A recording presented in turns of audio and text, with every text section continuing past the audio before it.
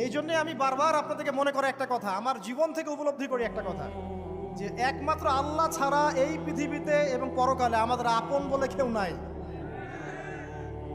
বাকি সবাই সবার স্বার্থের জন্য আছে। মানুষ মানুষের অবস্থানকেই মূল্যায়ন করে, মানুষ মানুষের অবস্থানকেই মূল্যায়ন করে। আল্লাহ রাব্বুল আলামিন আপনার ভিতরটাকে ভালোবাসেন। দেখেন, আপনি যখন নামাজ পড়েন নাই, আল্লাহ পাক কিন্তু আপনাকে ধ্বংস করে দেন নাই। আল্লাহ পরম করুণাময় আপনাকে হেদায়েত দিয়ে নামাজি বানিয়ে দিয়েছেন। জীবনে অনেক পাপ করেছেন, ইনস্ট্যান্ট আল্লাহ পাক শাস্তি দিতে পারতেন, আল্লাহ পাক দেন নাই। আল্লাহ আপনাকে ভালোবাসেন, আল্লাহ আমাকে ভালোবাসেন। আল্লাহ পাকের এই ভালোবাসার ঋণটা শোধ করার জন্য হলেও নামাজি হয়ে যান, আল্লাহর পথে ফিরে আসেন, দিনের জন্য কিছু করেন, দিনের ফিকির করেন, পড়াশোনা করেন। প্রিয় ভাইরা, আল্লাহ পাক তৌফিক দান করুন। দেখুন, এই রিবা থেকে দূরে থাকার জন্য একটা হাদিস যথেষ্ট, যে 4 শ্রেণীর মানুষকে আল্লাহ রাসূল সাল্লাল্লাহু আলাইহি ওয়াসাল্লাম